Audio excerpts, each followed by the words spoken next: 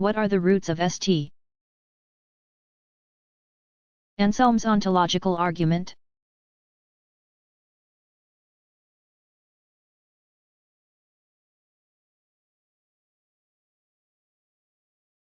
First, St.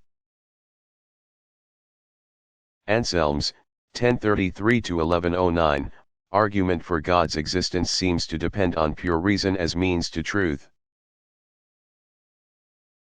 which goes back to the ancient Greeks. That it only depends on reason, without observation or experience, perhaps makes it closer to Plato, or the Neoplatonists, than to Aristotle. Second, the argument relies on the ancient assumption that being or having more being is better or more perfect than non-being or having less being.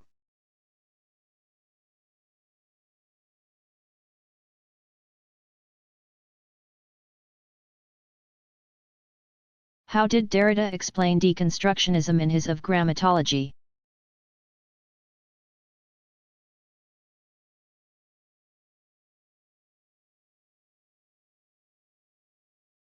Derrida's Of Grammatology, 1972, is about the instability of texts. Due to the fact that all writing depends on the meanings readers bring to it, which may change, so that it cannot be claimed that a given piece of writing has a specific and stable meaning. All signs depend on other signs for their meanings.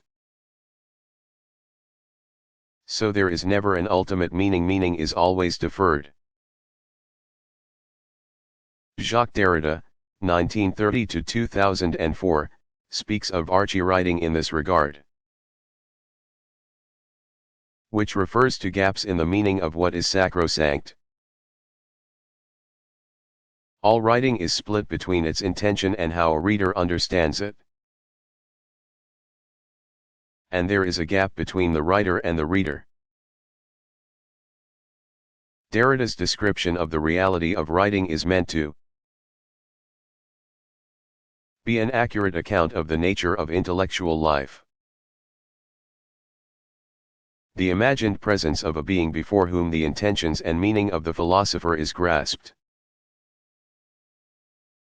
is the illusion under which philosophers and others have labored for so long.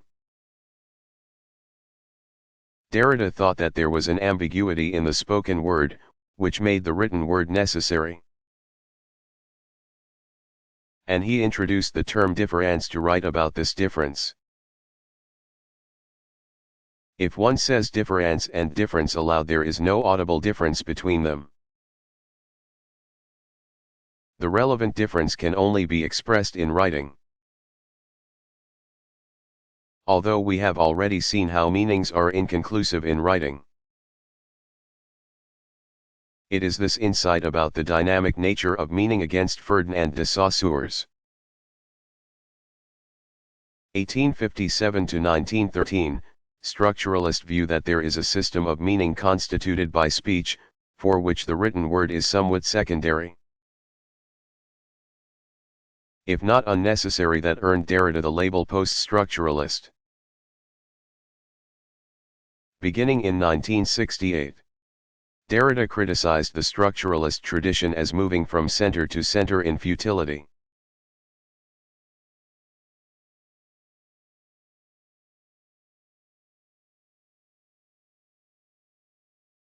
What did St. Augustine mean when he said, "Please God, make me good"?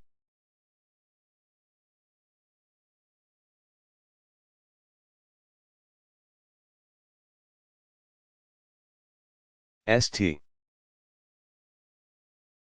Augustine, 354–430, considered himself profligate in his youth, much to the distress of his mother, Monica.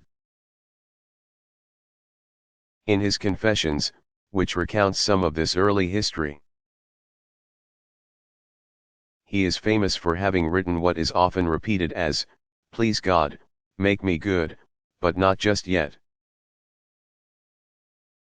However, some scholars think that a more accurate translation of the Latin is, "O Master, make me chaste and celibate but not yet." They also think that Augustine was not so much talking about his past self as he was ironically criticizing all who lack resolve about developing their virtues and devoting themselves to God. Augustine's sins were probably not as great as his oft-quoted remark has led many to believe. As a youth, before his conversion to Christianity, Augustine was fond of drink and women. He had an illegitimate son in 372, but was in a 15-year relationship with the child's mother, which would have been considered perfectly respectable at the time.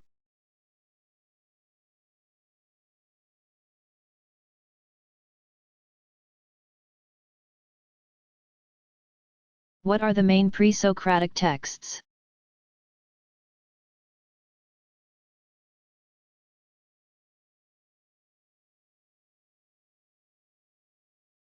There are no surviving texts of the pre-Socratics, and very little is known about their lives. What is known comes to us from the writings of other philosophers, beginning with Plato. C. 428 c. 348 BCE, and Aristotle, 384 to 322 BCE, their contemporaries. And especially Aristotle's student Theophrastus, 371 c. 287 BCE. For example, the writings of Heraclitus, 535 to 475 BCE, consist of fragments, and there are only 450 enduring lines from Empedocles. C. 490 to 430 BCE. Because we have no primary sources, we can't be certain how much of what is related about the pre-Socratics is skewed by the biases of their interpreters.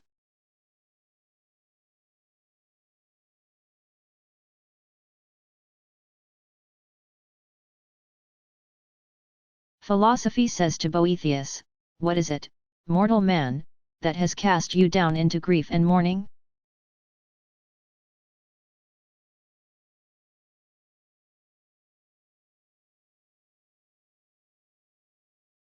You have seen something unwanted, it would seem, something strange to you. But if you think that fortune has changed towards you, you are wrong. These are ever her ways, this is her very nature. She has with you preserved her own constancy by her very change. She was ever changeable at the time when she smiled upon you, when she was mocking you with the allurements of false good fortune. You have discovered both the different faces of the blind goddess. That Boethius could have an angel appear to him is an occurrence with roots in Neoplatonist theurgy, or magic. And that the angel instills peace of mind in the face of turmoil and apparent misfortune evokes a decidedly Stoic doctrine.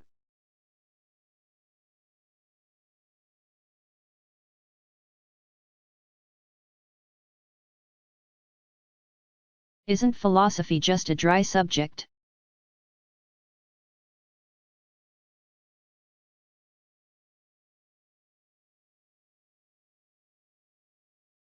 Not at all. Many philosophers were eccentrics. And the history of philosophy is chock full of bizarre incidents and unusual trivia.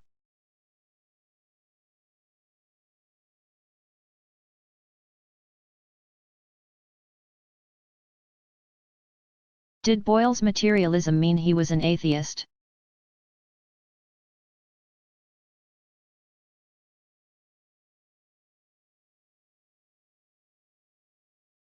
No, Boyle, 1627–1691, was not an atheist.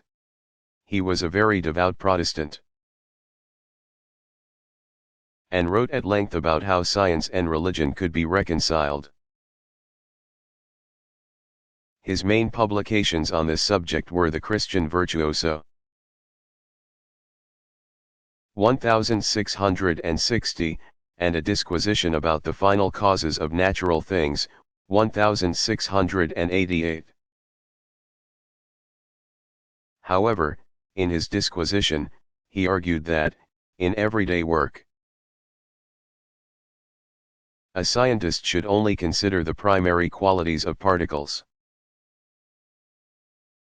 He meant by this that a scientist, unlike everyone else, would not focus on colors, sounds, textures, and smells.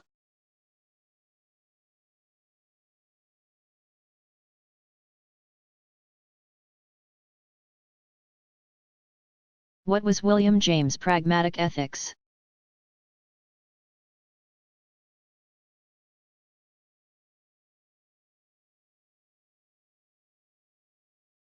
James thought that values require beings with emotions and wants.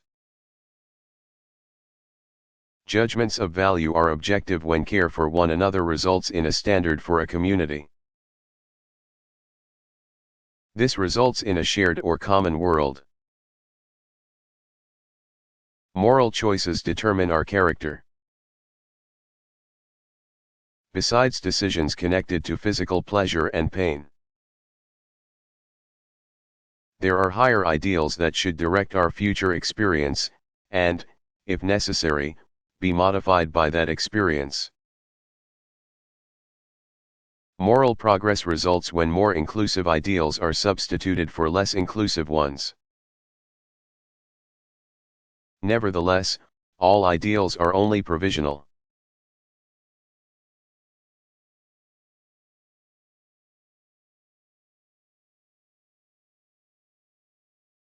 What was Plato's Academy?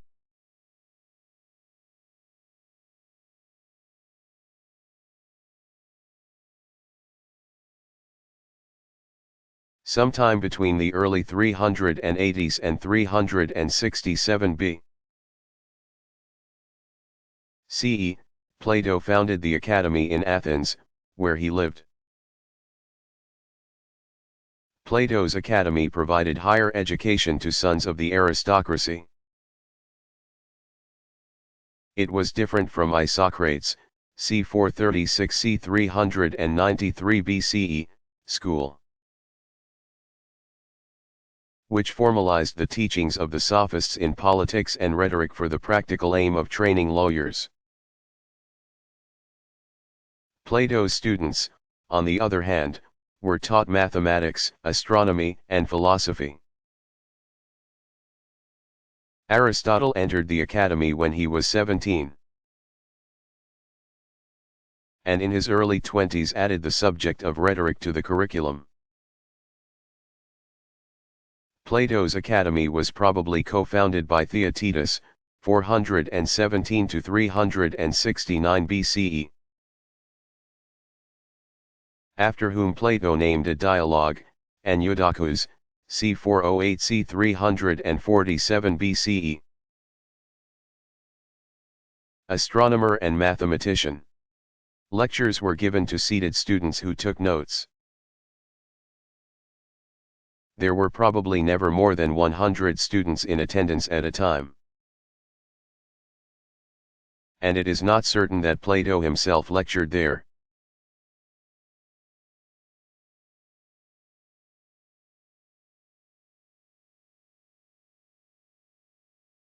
What is Mysterianism?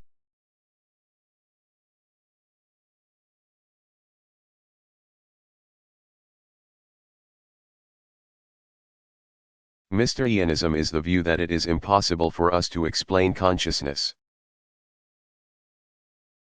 This perspective, sometimes held by philosophers, is now called the New Mysterianism, and is based on the writings of Colin McGinn, 1950, such as The Problem of Consciousness. 1991, The Mysterious Flame, 1999, and Consciousness and Its Objects, 2004. The name New Mr. Ians was bestowed by Owen Flanagan, 1949, in his Science of the Mind. 1991, and it was based on the rock group and the Mr. Ians. Past philosophers such as Gottfried Leibniz, 1646–1716. Similarly believed that the emergence of consciousness could not be fully understood by conscious beings. What is striking about the new Mr. Ianism, though, is that it cropped up after almost a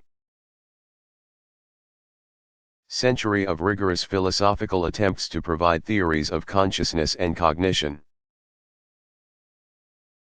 It is different from claiming, as Jerry Fodor, 1935, does, that we do not now know how the mind is connected to the body, because it claims that we can't ever know that, or even what the mind itself is. Some aspects of this thought are reminiscent of skepticism. In the ancient world and in the 16th century.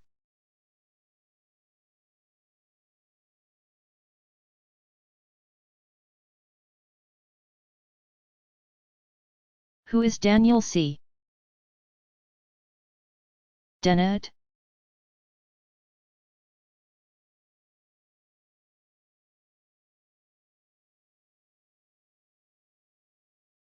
Daniel C. Dennett, 1942, is an American philosopher of mind and science. He is professor of philosophy at Tufts University and co-director of the Center for Cognitive Studies there. He has been influential in combining cognitive science and evolutionary theory in philosophy of biology. Most notably in these works, Darwin's Dangerous Idea, Evolution and the Meanings of Life, 1996. Kinds of Minds, Towards an Understanding of Consciousness, 1997, Brain Children, Essays on Designing Minds. Representation and Mind, 1998, Freedom Evolves, 2003, Sweet Dreams, Philosophical Obstacles to a Science of Consciousness. 2005, and Breaking the Spell, Religion as a Natural Phenomenon, 2006. Dennett is also a supporter of the Brights movement.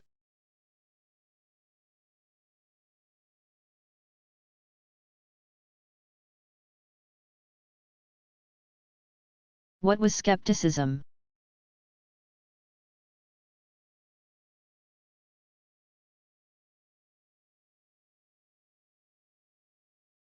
Skepticism was founded by R.C. Selous, who was head of the New Academy from 268 to 241. His work was carried on by Carneades, head of the Academy in the 2nd century B. CE. The skeptics held that nothing could be known, and they preached epis, which is the doctrine that all judgments, or conclusions, or assessments, should be suspended. These academic skeptics posed problems, or tropes, to show that sensory knowledge is prone to error and reasoning does not necessarily result in certainty. They concluded that because we have no absolute standards for distinguishing between truth and falsehood, the best we can hope for is probable knowledge.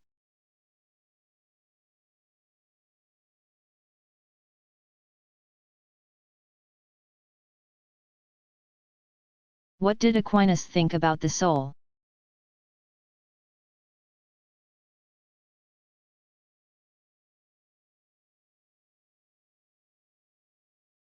Although Thomas Aquinas, 1224 to 1274, carefully and meticulously investigated.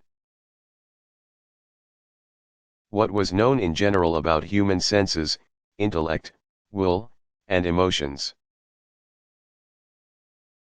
He believed that the human being is the whole of all these faculties or powers. Simply put, the physical body is the matter or material of a human being, and its form or soul is its substantial form. That the soul can understand general truths and exercise free will proves its non-materiality. The reality of the soul is its spirituality. Because the soul cannot be divided, it cannot be corrupted and is therefore immortal. Furthermore, because the soul cannot be divided, it cannot be the result of biological inheritance but is made directly by God, each time a person is born. This divine intervention at birth gives the biological process of human reproduction a dignity and sanctity that elevates the institution of marriage.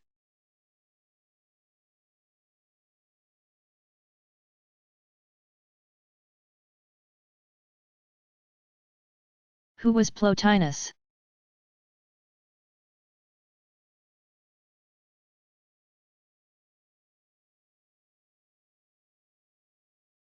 Plotinus, 205 to 270, was born in Upper Egypt. At the age of 28, he began an 11-year study of philosophy with Ammonius Saccas. N.D. He left to fight with Emperor Gordianus Iis, Marcus Antonius Gordianus Pius, also known as Gordian III, 225 to 244, army against Persia. After Gordianus died, or according to some accounts was murdered, Plotinus fled to Antioch, but then settled in Rome. He founded a school in Rome, became friends with Emperor Gallienus, Publius Licinius Egnatius Gallienus, c. 218 to 268, and began writing down his philosophy. Gallienus intended to give Plotinus land to set up a community in accordance with Plato's dialogue. The laws, c. 360 BCE, but others intervened. And Gallienus was soon assassinated by his own officers in the midst of a competitive military campaign. Plotinus himself died 2 years later, it is said, from leprosy.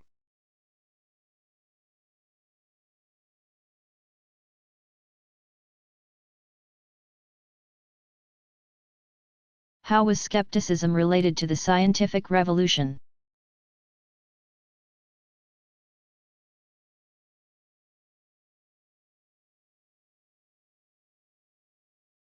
The re-emergence of ancient Greek skepticism toward the end of the Renaissance was not, at first, related to the rise of scientific inquiry. Rather, Catholic and Protestant theologians used skepticism as a tool to further argue their positions during the Reformation and Counter-Reformation. And Catholics also used it to affirm mysticism and simple faith as the paths to real knowledge.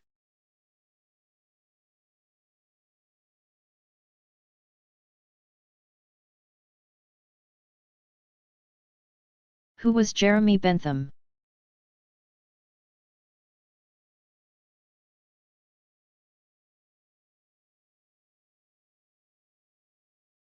Jeremy Bentham, 1748 to 1832, was the founder of the moral system of utilitarianism, which is considered to be one of the three major systems of ethics in Western philosophy. Along with Aristotelian virtue ethics and Kantian deontology, or duty ethics.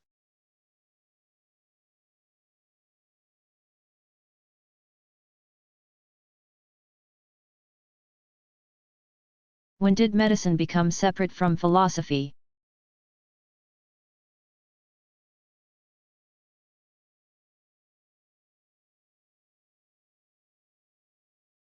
Although Hippocrates of Kos II, or Hippocrates of Kos, c. 465 to 370 BCE, is credited with being the father of medicine. Aristotle and Theophrastus.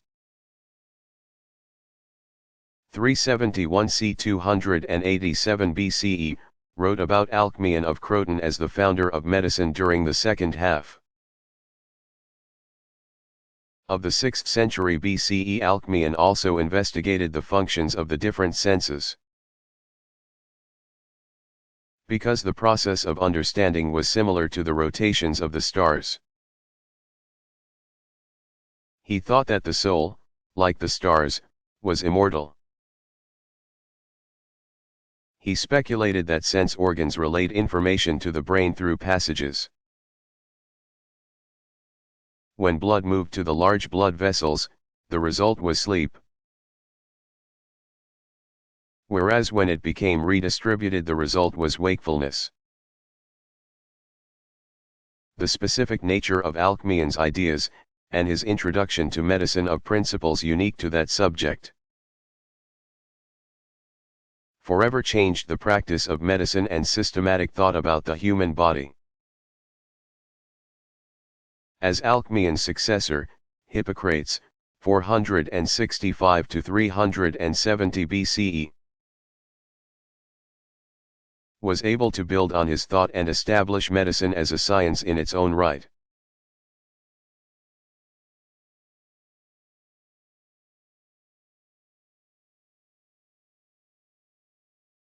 Did Anselm face objections to his ontological argument?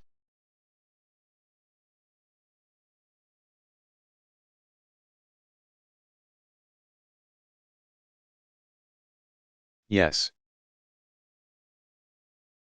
Also, different forms of Saint Anselm's, 1033 to 1109, argument kept popping up in the history of philosophy after Anselm died, as did different objections to it. It remains a subject of debate in some circles to this day.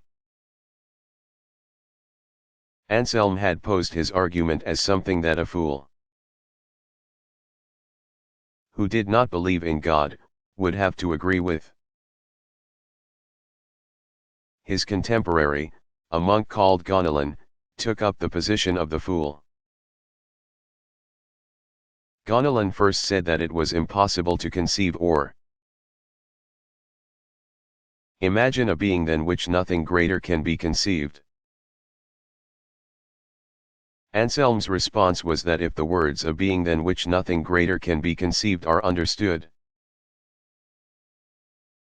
then one, the fool, has conceived of or imagined this being. And because this being is so great and existence or being is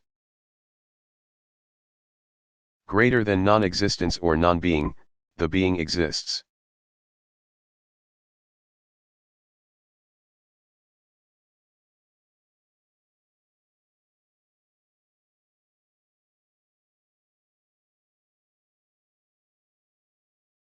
What was Martin Heidegger's theory of time?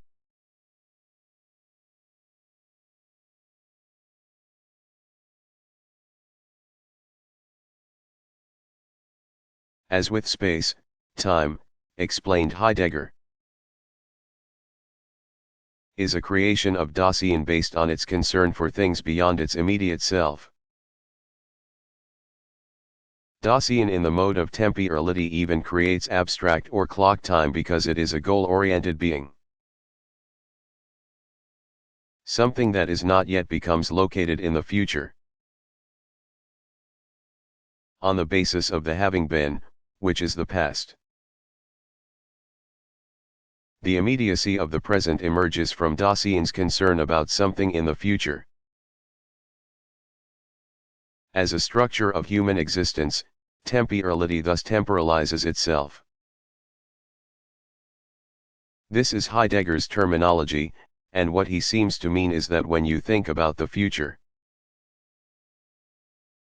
you think about how the present will be a memory to you then. People do this when they deliberately take photographs to create memories.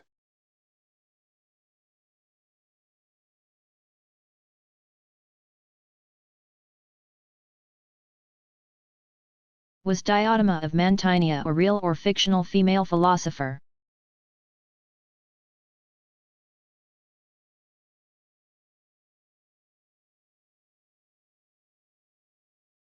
Diotima of Mantinea, who is said to have instructed Socrates on love in Plato's Symposium,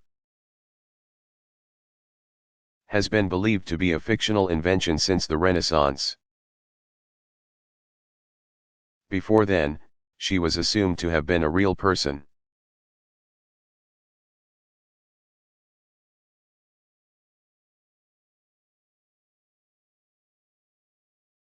What is Jerry Fodor's modular theory of mind?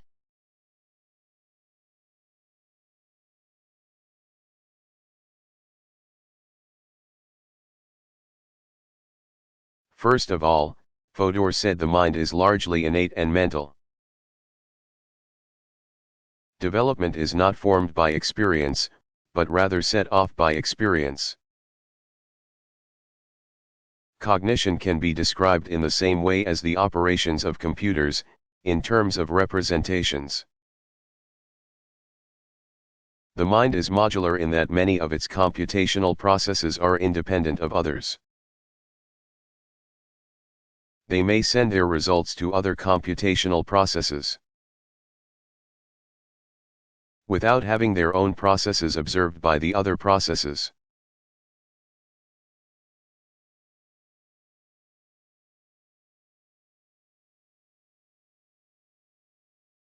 Who was Walter Benjamin?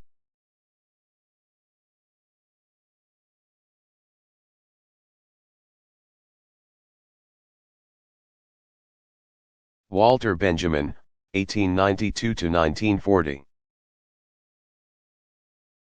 Is highly regarded for the ways in which he combined Jewish religious insights with Marxism. He died from taking morphine pills in Purtbu on the French-Spanish border, while traveling with a group of intellectuals escaping from the Nazis. Different theories have been advanced about his death. That he committed suicide to avoid torture by the Gestapo for himself and his colleagues, or that Stalinists killed him. Benjamin was Hannah Arendt's, 1906 to 1975, first husband's cousin. Before he died he gave Arendt the manuscript to his The Concept of History, 1939. Which she gave to Theodor Adorno, 1903 to 1969, who had it published in the United States. In his major work The Work of Art in the Age of Mechanical Reproduction, 1936, he combined Jewish mysticism with Marxism. Benjamin thought that logic was limited as a philosophical tool because in modern times the philosophical is best accessed through literature and music. He was studied mainly for his theories in musicology, until his work was recognized to be highly relevant for postmodernism in the late 20th century.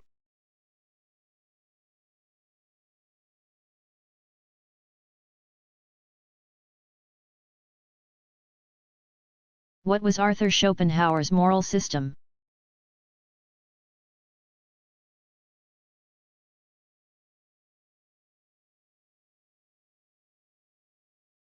Schopenhauer believed that we should harm no one and help others as much as we can.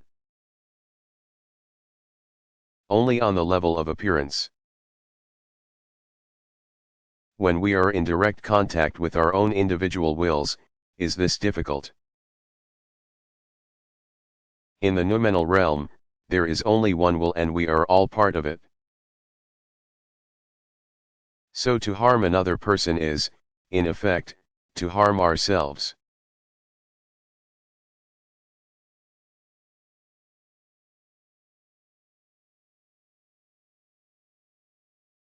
Who was Sigmund Freud?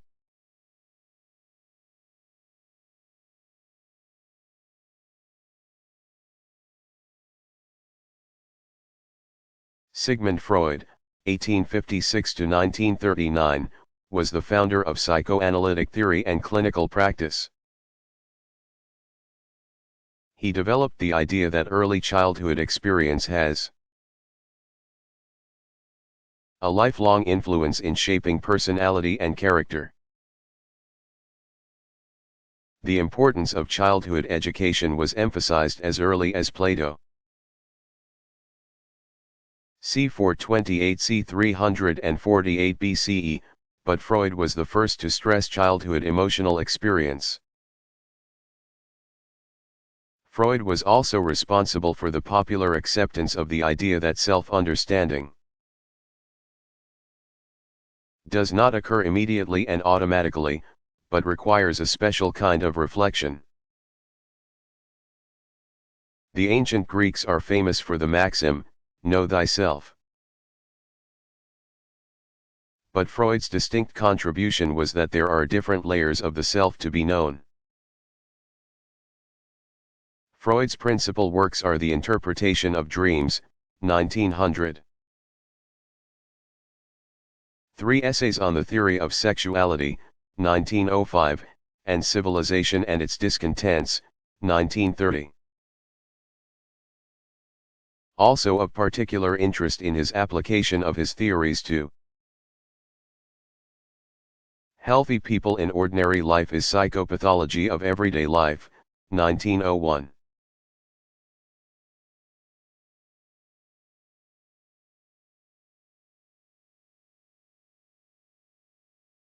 Which of these new philosophies are fads and which will last?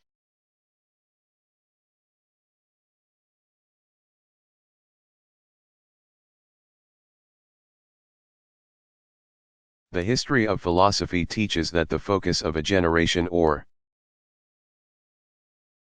two can slip into obscurity as new methods and subjects catch attention. So it is impossible to predict which philosophers and books will be read 150 or even 20 years from now. In one way or another, the ideas and writers considered in this chapter signal the end of philosophy via its dissolution into literature, cultural criticism, or empirical science. But philosophy has endured for over 2,000 years, so news of its death may be premature at this point. It also remains to be seen whether these new strains of thought will themselves become entrenched in ways that are distinctly philosophical according to the old tradition, or whether the old tradition will just sail on grandly, oblivious of current distractions.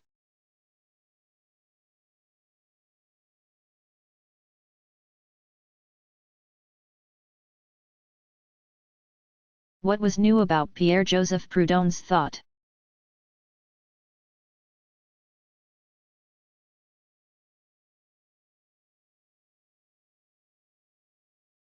Jean-Jacques Rousseau, 1712 to 1778, in talking about property in land had made a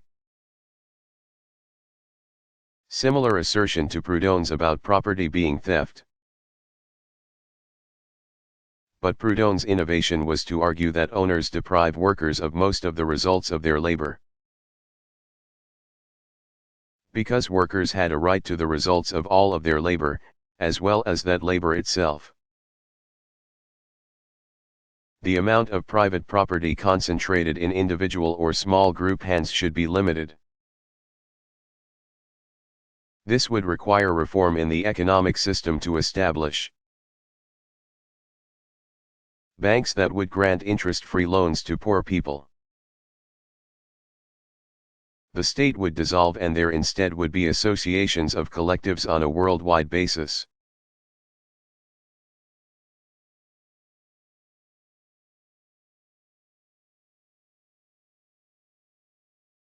What was Plato's view of love?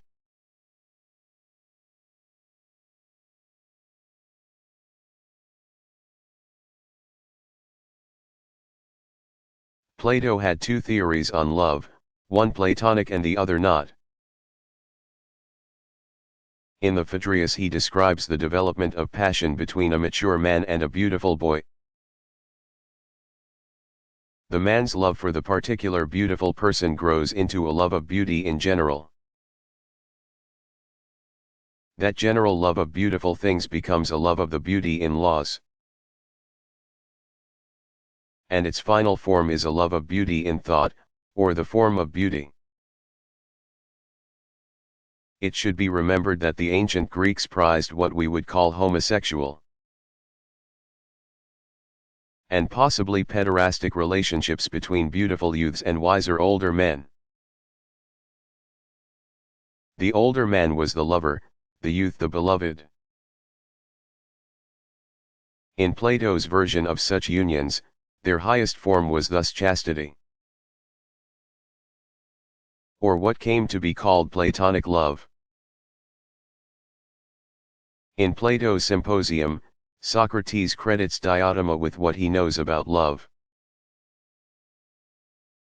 Diotima has told him that love or eros is a spirit, the child of need and resource, or lack and plenty, who was conceived at Aphrodite's, the goddess of beauty, birth, so love was born to love the beautiful, as the son of resource and need. It has been his fate to be always in need. Nor is he delicate and lovely as most of us believe, but harsh and arid, barefoot and homeless, sleeping on the naked earth. In doorways, or in the very streets beneath the stars of heaven, and always partaking of his mother's poverty. But, secondly, he brings his father's resourcefulness to his designs upon the beautiful and the good. For he is gallant, impetuous, and energetic, a mighty hunter, and a master of device and artifice at once desirous and full of wisdom. A lifelong seeker after truth, an adept in sorcery, enchantment, and seduction. The playwright Aristophanes is present at this discussion, and he gives an account of why love is so important to human beings. In the beginning, humans had three types that were each composed of two people conjoined in a spherical shape. Female and female, male and male, male and female. These creatures were very strong and tried to storm heaven itself. The gods did not want to destroy them, but something had to be done. Zeus' solution was to weaken them by cutting each of the beings in half. The result is that every human being is in search of their missing half. Men and women who were conjoined as hermaphrodites seek each other. Lesbians seek other women to complete themselves, and men who were joined to men are attracted to other men. Both Diotima and Aristophanes' explanations of love clearly involve sexual consummation and are not Platonic.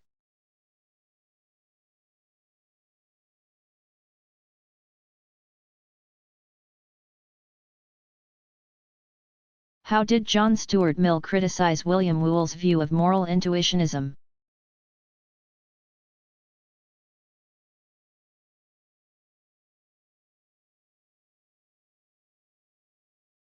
Mill's criticism of Whewell's moral intuitionism was that it implied that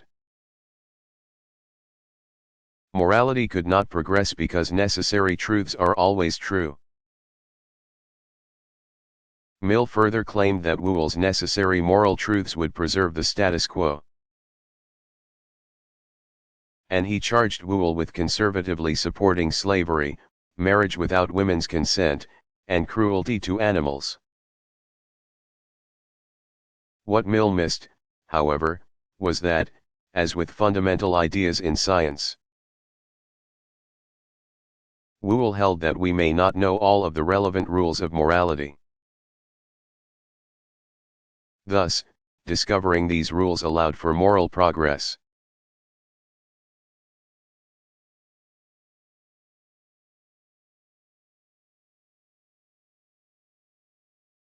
Who was Peter Kropotkin?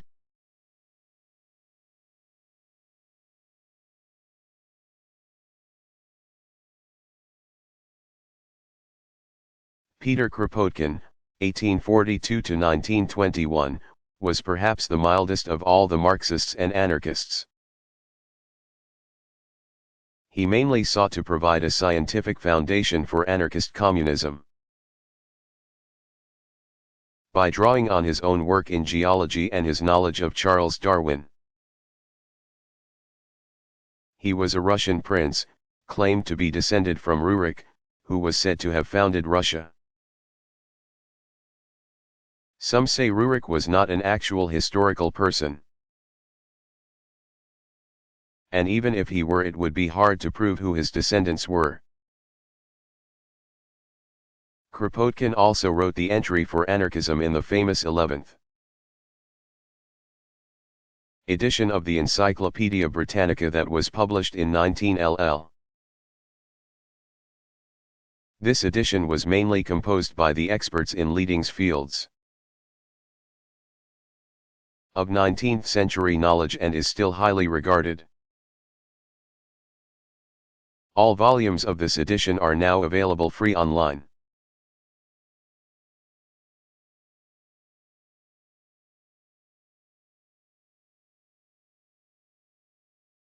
What were Søren Kierkegaard's stages of life's way?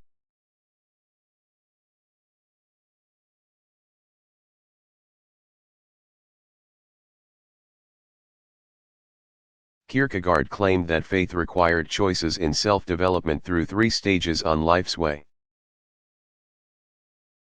Each stage is a different viewpoint on life. First, there is the aesthetic life, lived in the moment, dedicated to the satisfaction of desire, and, in its refined form, to the appreciation of the arts. Lacking in this life is commitment. Commitment is found in the second stage in the ethical life, which seeks a unified self over time. The third stage is the religious life.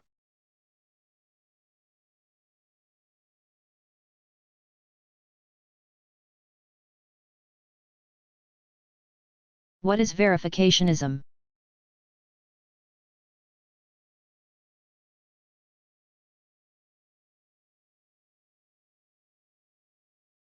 Verificationism is a theory of meaning. The meaning of a statement is its empirical methods of verification that ultimately yield sensory information. For contemporary verificationists such as Michael Dummett, 1925, this meant that the truth of sentences must be related to the ways in which they are or can be verified.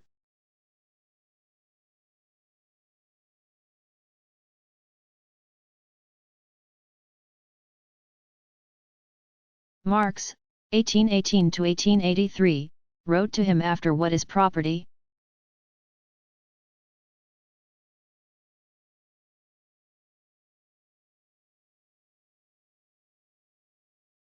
"1840 was published and they became friends in Paris, where Marx was then living in exile. But Marx responded to Proudhon's subsequent The Philosophy of Poverty. 1847, with The Poverty of Philosophy, 1880. The ensuing dispute divided the anarchists from the Marxists in the International Working Men's Association. Proudhon also had a dispute with Mikhail Bakunin's, 1814–1876, followers, who objected to his idea of workers' cooperatives and peasant ownership of land and factories after a peaceful revolution.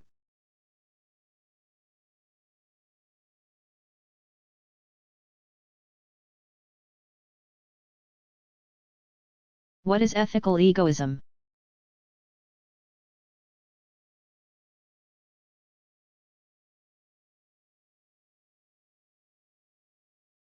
Ethical egoism is the moral system that everyone ought to pursue his or her own self-interest above all other goals. As with ethical relativism, it has both a descriptive and prescriptive form. Descriptive ethical egoism holds that everyone always pursues their own self-interest. Prescriptive ethical egoism holds that everyone should always pursue his or her own self-interest. Insofar as she thought that communism and socialism were evil and widespread, Ayn Rand, 1905–1982, was not a descriptive ethical egoist, although she was clearly a prescriptive ethical egoist.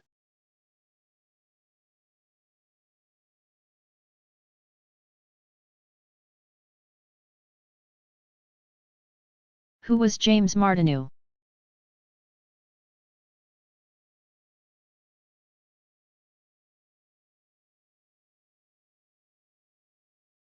James Martineau, 1805–1900, was an English religious intuitionist. His main works were Types of Ethical Theory, 1885, and A Study of Religion, 1888. His distinct contribution was to develop a specifically religious interpretation of Immanuel Kant's 1724–1804, Metaphysics.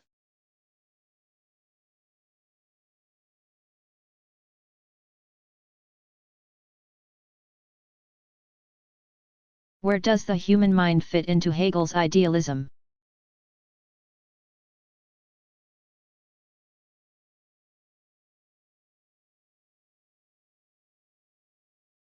Human Geist, or mind, or spirit, is made up of the same categories that form reality, according to Friedrich Hegel. These categories, as ideas, develop in the individual life and in humanity as a whole over time. There are three stages of spirit, with the second higher than the first, and the third higher than the second. The first stage is subjective spirit, which is individual psychology. The second stage of Geist is objective spirit, or the traditions, rules, and institutions of society. The third stage of Geist is absolute spirit, evident in the arts, religion, and philosophy. As spirit understands itself, it becomes free and aware of itself, or self-conscious. Spirit preserves, destroys, and raises up what is not spirit.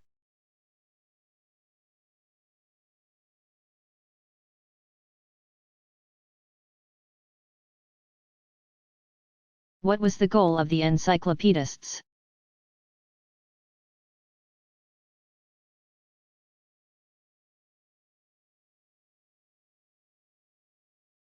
The goal of the encyclopedists was to gather together, in a collection of contemporary volumes, everything known at the time in all fields.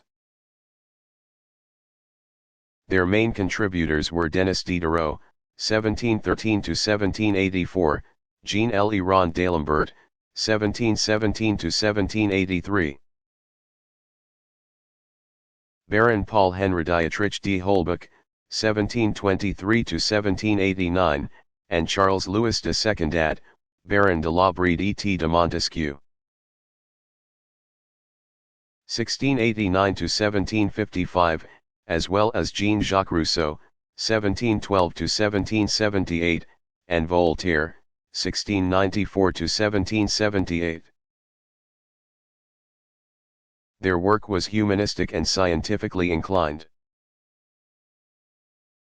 However, its anti-clerical themes resulted in royal censorship in 1750. Although the project endured until 1777, there were 140 contributors and almost 150 additional writers and engravers to the project. The 32 volumes produced had more than 70,000 entries, with 11 volumes of plates and 21 of printed text.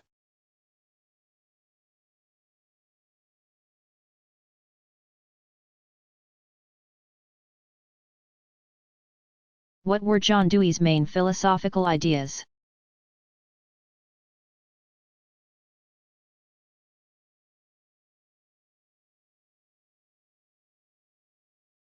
Dewey brought ordinary life into philosophy. His main concept was experience, first for a cognitive Hegelian subject, and later as a more inclusive emotional and active dimension of human life. Dewey argued, against philosophical idealists and indeed most other philosophers of his day, that most of what is important in our experience is not reflective. Unlike the Hegelians, he also insisted that there was not a unified whole of all experience, but many interlocking versions or kinds of experience. Experience, for Dewey, was thus pluralistic. But the experience of the concrete human individual, or the real person, was the primary form of experience for Dewey. Dewey sought to articulate the anthropological and biological nature of lived human experience. He saw this as a new form of empiricism. Against criticism that he was neglecting what was objective in writing and speaking as though experience was everything, Dewey developed a metaphysical account of experience.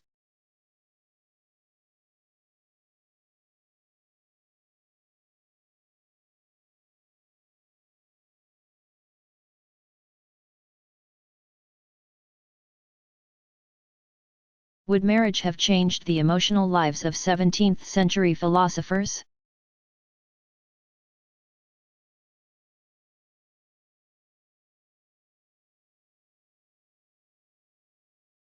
The answer is not clear. In the 17th century, primogeniture, or leaving the entire inheritance of a father to his oldest son, was the norm. About 1/4 of younger sons in the middle classes did not marry because they could not afford to set up households or find brides with substantial dowries. Child mortality was between 30 and 50% of all live births. And after 20 years of marriage it was highly unlikely that both spouses would still be alive. These statistics rendered family relationships more dependent on roles than on individual emotional attachments based on distinct personalities. During the early modern period, people did not marry for what we consider to be romantic reasons. None of this is to say that there were not strong lifelong friendships between men and women. Philosophers such as René Descartes, John Locke, and Gottfried Leibniz had long-term female correspondents. But it is doubtful that they knew what we would call love.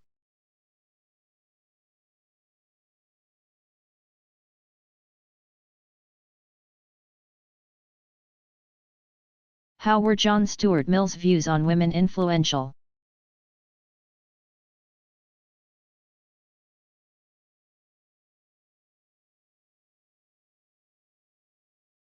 Mill expressed these views at a time when it was fashionable for educated men to sentimentalize the traditional role of women. Such sentimentalization, for example, can be seen in social thinker and critic John Ruskin's Sesame and Lilies, or English writer and critic Coventry Patmore's poem The Angel in the House. Many religious authorities and political leaders were outraged and shocked by Mill's opinions on this matter. On the other hand, the suffragist movement had already begun in both England and the United States, and the support of a famous philosopher and public figure was perceived to be a great help in the cause. Nonetheless, it wasn't until about 50 years after the subjection of women, 1869, was published that women got the vote in both countries. Although the rights Mill advocated for women are now largely taken for granted, some feminists believe that Mill's failure to address the issue of the division of labor within the family rendered his arguments for the liberation of women incomplete, as did his basic assumption that, even once liberated, the vast majority of women would still choose to be wives and mothers. And although Mill stressed the personal development of women, he did so more within the context of their traditional roles than in terms of their autonomy as human beings.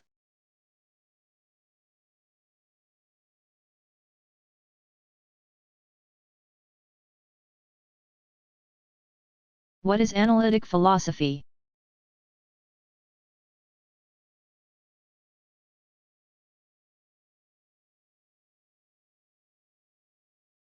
Analysis is a mental process that breaks down ideas, beliefs, arguments or trains of thought, and systems of thought into their simpler components.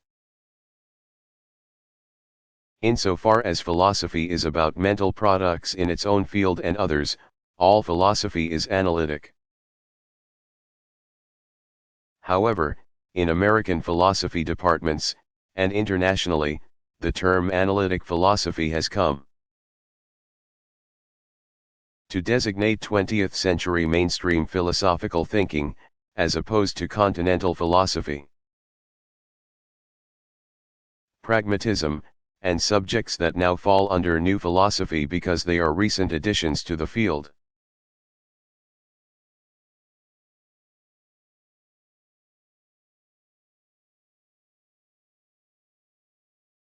What was Greek wisdom?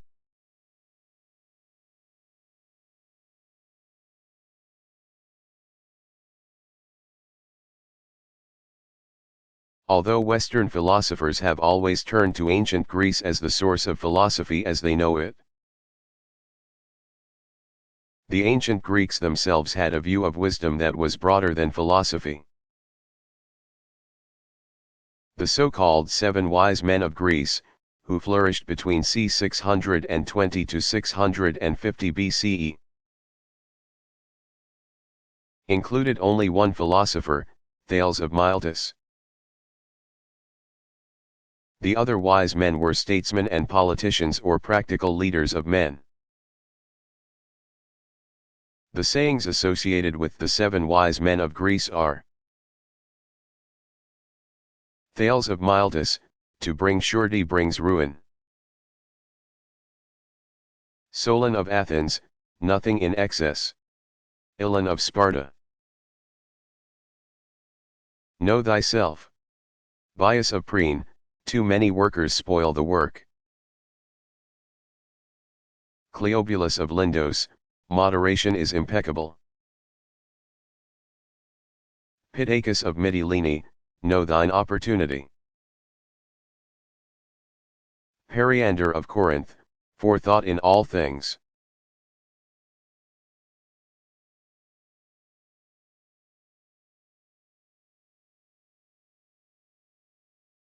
Which early American philosophical strains were most influential?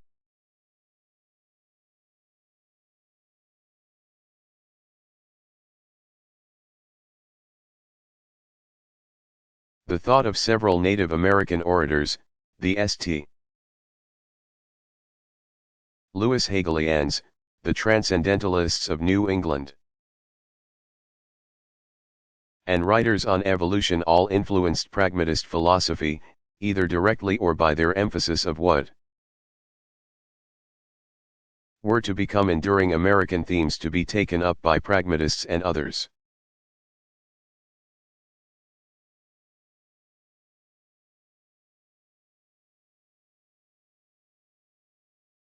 What advances were made during the 19th century concerning the philosophy of mathematics and logic?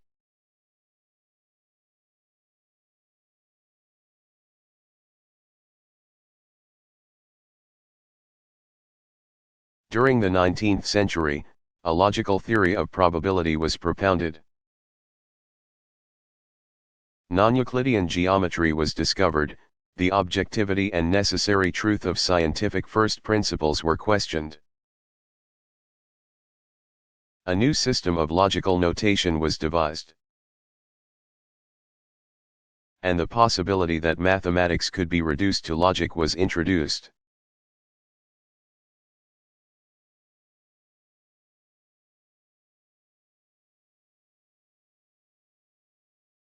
What did Bertrand Russell think about his use of logic?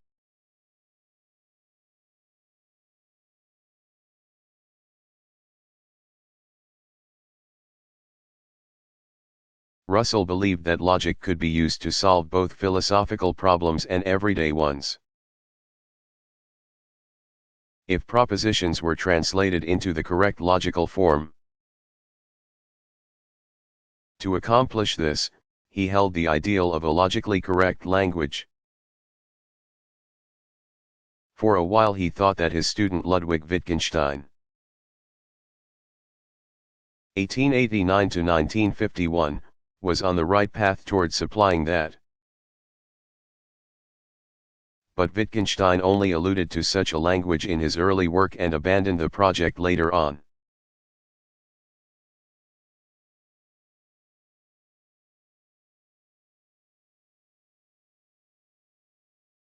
Are all philosophical feminists women?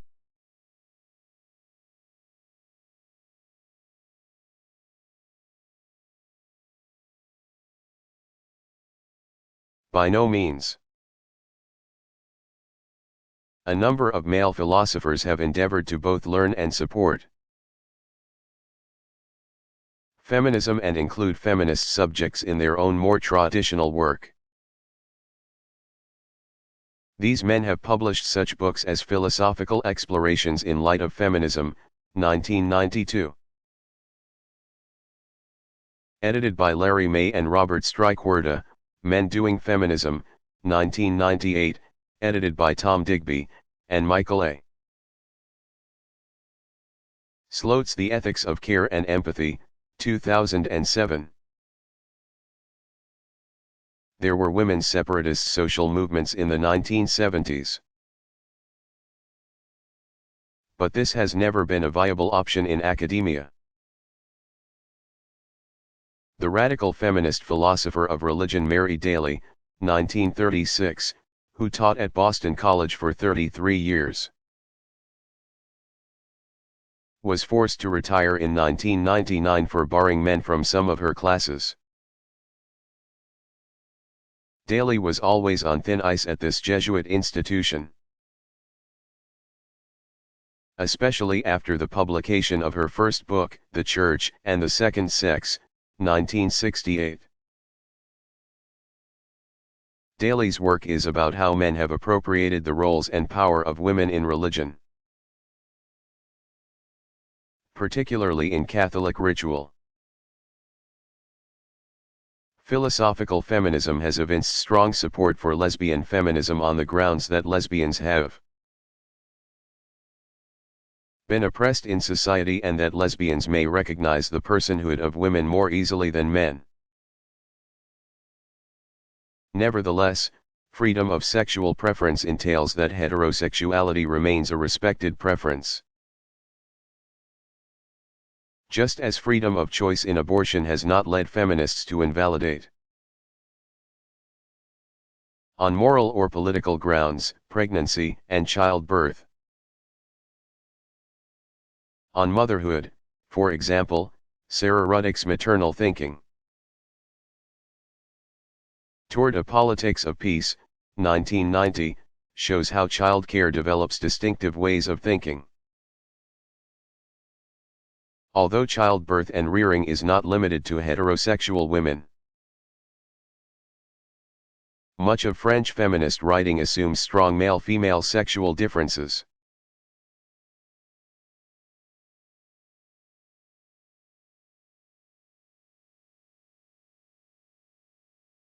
What was original in Jonathan Edwards' view of God?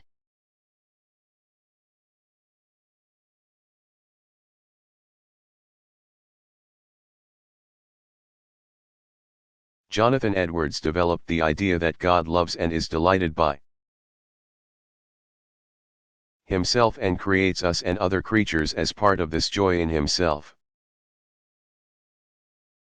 Edwards taught that God's love is disinterested and that he is supremely beautiful, infusing the entire world with his loveliness. By comparison, the beauty seen by mortals is secondary, an imperfect copy of what God sees.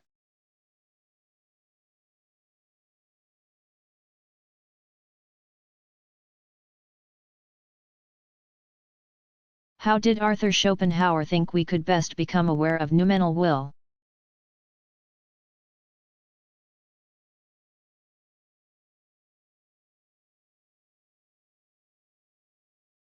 Through aesthetic experience, especially of nature and music, we can become aware of the noumenal world.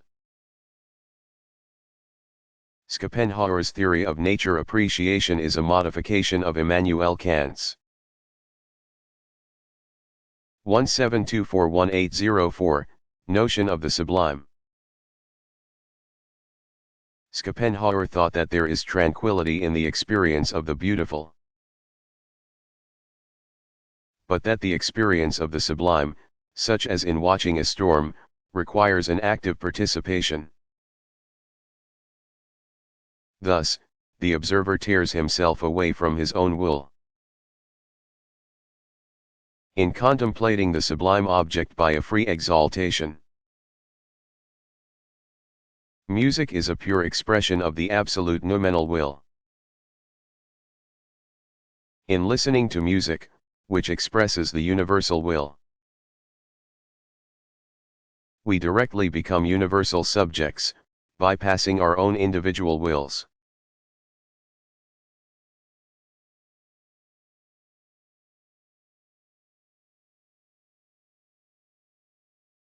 What were Wollstonecraft's main political ideas?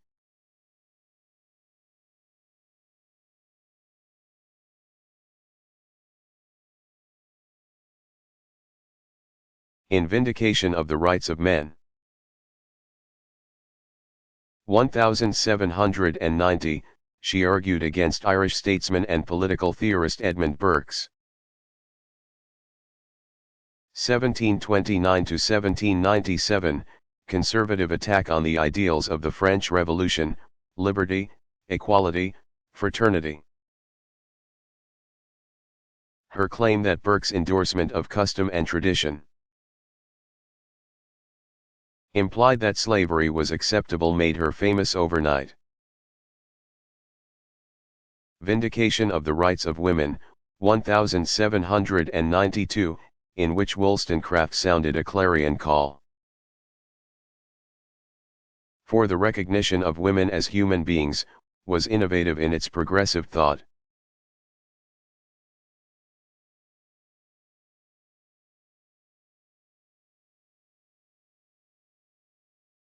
What was Marsilio Ficino's contribution to the spirit of the Renaissance?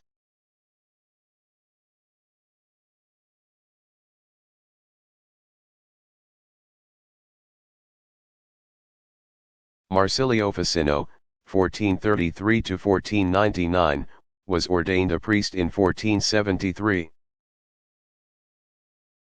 And from the center of cultural life in Florence he attempted to draw people to Christ through Platonism. Although he was the first to translate Plato's dialogues into Latin, he was not a purist. He also provided translations of Plotinus, 205–270, and other Neoplatonists. Ficino believed that Plato got his ideas from a legendary Egyptian magician,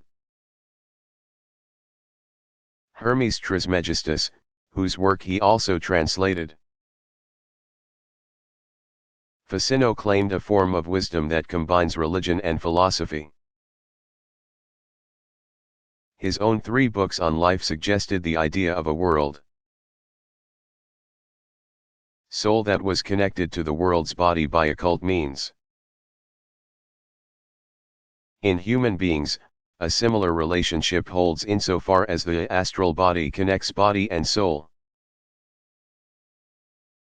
This parallel structure of the world and human beings is what makes spiritual advancement, as well as the attainment of worldly goods, possible through the practice of magic. Ficino's worldview and spiritual beliefs were so clearly opposed to Aristotelian Christianity, as well as probably being heretical, that their very circula signaled important cultural changes, if not the demise of orthodoxy.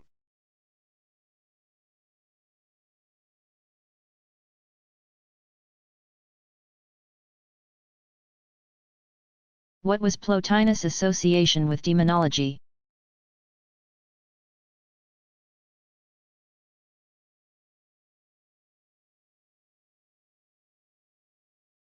In his biography of Plotinus, 205–270, Porphyry, 233–309, wrote the following. An Egyptian priest came to Rome once and made acquaintance with Plotinus through a friend. The priest wanted to test his powers and suggested Plotinus to make the daimon that was born with him visible by conjuring. Plotinus gave a ready assent, and conjuration took place in the temple of Isis. Because it was, as it is told, the only pure place the Egyptian could find in Rome. When the daimon was conjured to reveal itself, a god appeared who was not one of the daimons. And the Egyptian is said to have called out, "Blessed are you, because a god is by you as your daimon and not some low-class daimon." But there was no opportunity to ask anything from the apparition or look at it longer, because a friend who was watching and holding birds in his hands to keep the purity of the place squeezed them to death, be it out of envy or vague fear. Scholars have found this passage interesting because it introduces 2 new elements to ideas about demons in the ancient world. First, that demons could change into benevolent gods or angels. And second, that birds could be used to protect the purity of the soul. Socrates had a daimon who would counsel him in times of stress or alert him to what was important. However, Plotinus' interactions with demons more resembles later ideas of magic and sorcery than simply listening to a voice, as Socrates did.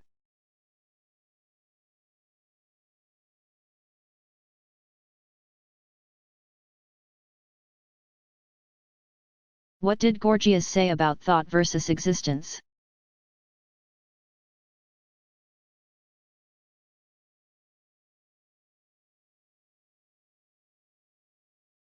Gorgias of Leontini in Sicily, c. 485–380 BCE, taught the art of persuasion for success in politics. His surviving treatise of that which is not, or, on nature, claims that nothing truly is. Although, even if anything were to exist, it could not be comprehended by man. And even if it could be comprehended, it could not be communicated. Just because we have a thought about something does not mean that thing exists. Thoughts do not entail the existence of what is thought.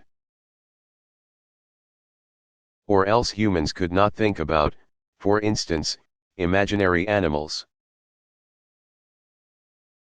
Or in other words, not everything we think about exists or is real.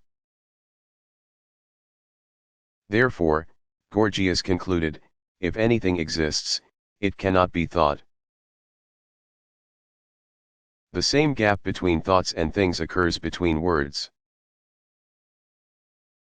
and things and between the thoughts of different human beings.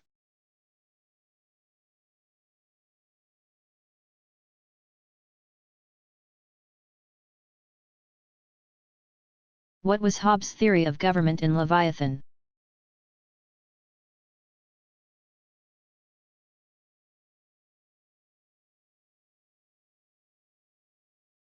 Hobbes advocated a strong form of monarchy as a way of redescribing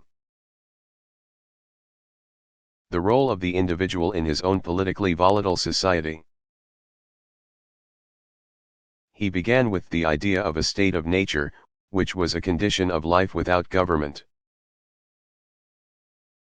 Hobbes' method was to determine the uses and justification for government. From that original condition, together with an understanding of human nature. According to Hobbes, human beings in their natural condition are each roughly equal in physical strength. Because the weakest has the ability to kill the strongest. They are not sociable by nature, but rather exist in a prolonged condition in which each individual is against everyone else, a condition of war. In fact, humans only seek one another out for their own glory, greed, or to gang up and conspire against third parties. Without government and the stable organizations and institutions created and supported by government, life in a state of nature is solitary, poor, nasty, brutish, and short. Men do have right reason in nature, the first principle of which is to preserve themselves.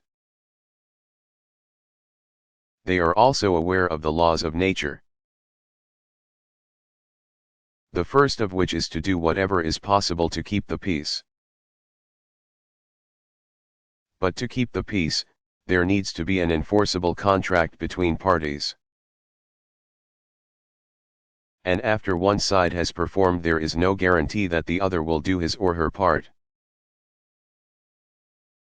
Hobbes wrote that covenants without the sword are but words, and of no strength to secure a man at all.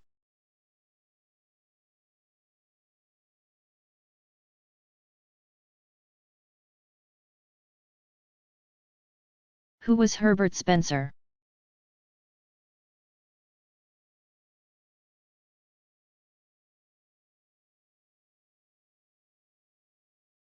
Herbert Spencer, 1820 to 1903, was a philosopher and social reformer who was assistant editor-in-chief of The Economist.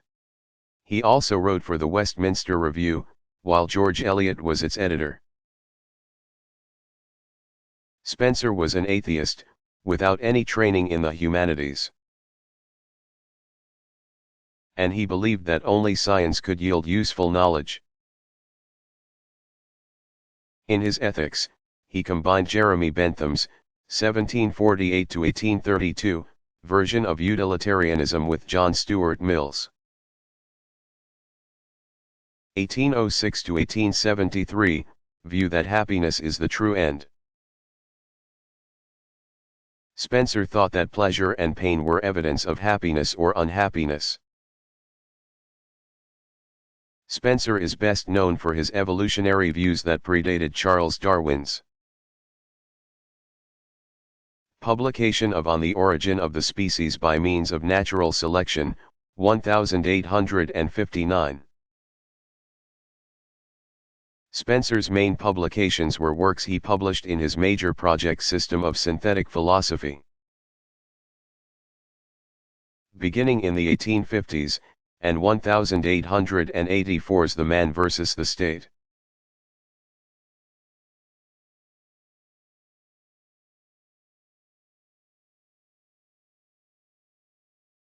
What is the philosophical issue regarding biological race?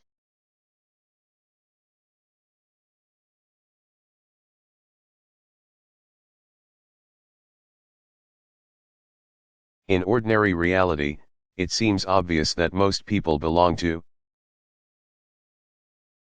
one or another of a few major races due to biological differences. Actually, human biological sciences have failed to identify any physical essences that distinguish a race. And there are no stable physical traits that all members of any race share. For example, some black people have lighter skin hues than some white people. And overall there is greater variation of so-called racial traits within races than between races. When the human genome was mapped at the turn of the 21st century,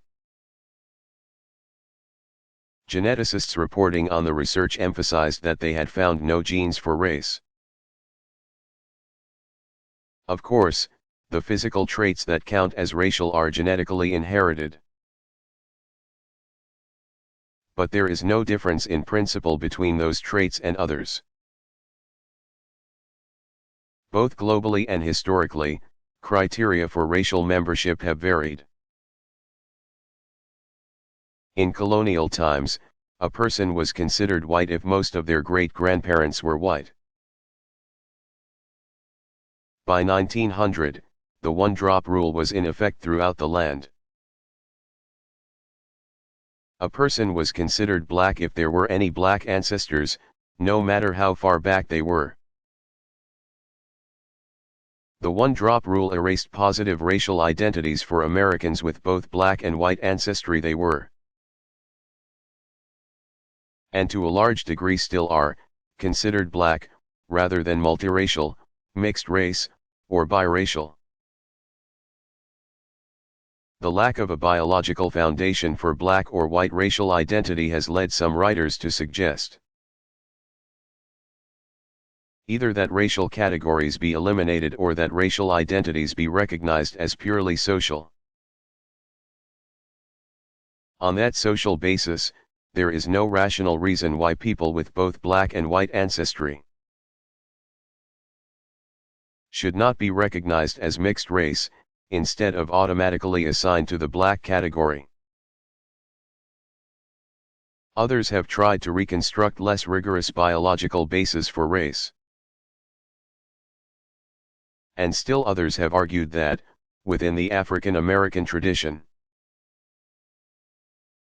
race has always been understood to involve something more than biology.